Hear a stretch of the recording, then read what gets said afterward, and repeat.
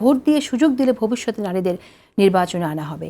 যে জামাত ইসলাম এতবার বলল যে জুলাই সনদের ভিত্তিতে নির্বাচন চাই, সেই জামাত ইসলাম একজন নারী প্রার্থীও কেন আসলে দিতে পারল না? জি, এখানে একটা ব্যাপার নাহিন আপা যেটা বলছিলেন যে আমাদের আসলে এটা কোনো দলের একলার দায় না, এটা হচ্ছে কি আমাদের পুরো সমাজটারই এটা একটা দৃষ্টিভঙ্গির বিষয় আছে। হ্যাঁ, আমাদেরকে এখানে আস্তে আস্তে ট্রেন করতে হবে মানুষকে। মানুষ আসলে টপ পজিশনগুলোতে মেয়েদেরকে দেখে অভ্যস্ত না। এটা আমি শিওর, আমি নিজে ইঞ্জিনিয়ার, আমি কাজ করেছি।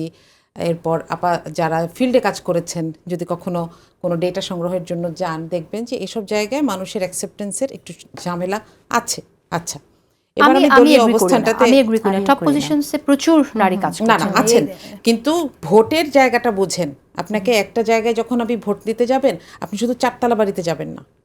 আপনি যখন সমর্থন সংগ্রহের জন্য যাবেন, তখন আপনাকে প্রত্যেকটা ক্লাসের মানুষের সাথে মিশতে হবে। হ্যাঁ, এবং এটার জন্য প্রার্থী বলেন, দল বলেন, সিস্টেম বলেন, সব কিছুকে ট্রেন করতে হবে এবং এটাতে সময় লাগবে। দেখেন, এই যে 5% এটা ফিল আপ করার জন্য হয়তো কিছু ট্রফি প্রার্থী বসানো কোনো ব্যাপার ছিল না। জামাতের কি মানুষজন নাই? জামাতের প্রত্যেক নেতৃবৃন্দ, কর্মীদের ছেলেমেয়েরা, ওয়াইফরা শিক্ষিত প্রফেশনে আছেন। হ্যাঁ, তাহলে কিছু ট্রফি বসানো যেত।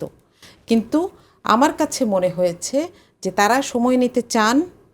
এই যে প্রস্তুতি, রুট লেভেল থেকে নারীকে উঠে নিয়ে আসা, এবং তাকে তো রিপ্রেজেন্ট করতে হয় আসলে মানুষের সমস্যা। আমরা তো শুনি যে জামাতে প্রচুর নারী কর্মী আছে। জি জি, এবং আপনি জানেন তাহলে তারা কেন রুট লেভেলে তো কর্মী আছে, তাহলে তারা কেন উঠে আসছে না? সময় লাগবে। কিন্তু ঢাকা শহরেই 3 জন মহিলা কমিশনার সরাসরি ভোটে নির্বাচিত হয়ে ফুল মেয়াদে দায়িত্ব পালন করেছেন, আছে ঢাকা শহরে 3 জন। হ্যাঁ, তো সংখ্যাটা খুব কম, কিন্তু আমি বলছি না যে নাই।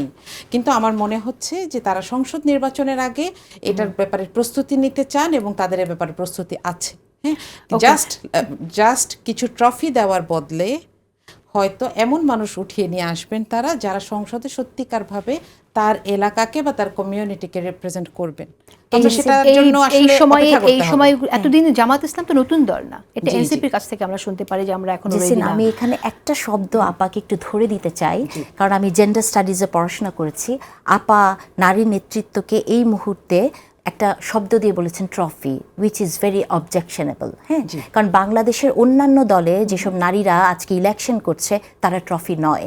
এবং মানে নারীকে ওই যে শফিক রেহমান লিখেছেন না 30টি গয়নার বাক্স বা কিছু একটা, আমি মনে করি যে আপাদের মতো মেয়েরা, আমরা যারা কাজ করি, তারা যদি এখনও বলে যে নারীদেরকে তৈরি করতে হবে, তারা যদি এখনও বলে যে ট্রফি বসাতে চাই না, আমি মনে করি যে একজন নারী হিসেবে টেলিভিশনের সামনে নারী রাজনীতিবিদ ইলেকশনে দাঁড়িয়েছেন যারা বা দাঁড়াতে চাচ্ছেন যারা, তাদেরকে ট্রফি বলাটা প্রচন্ড একটা নারীর প্রতি অবমাননাকর শব্দ। ভুলভাবে ব্যাখ্যা করলে আপা আসলে না, এটা আসলে ভুলভাবে ব্যাখ্যা না। আমি মনে করি যে প্রত্যেকটি শব্দের চয়ন আপা একটু চিন্তা করে আমাদের মতো নারীদেরকে করতে হবে।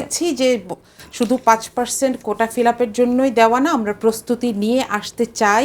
এটা যদি কোনো দল বলে, তাকে সময় দেওয়া উচিত। That's it.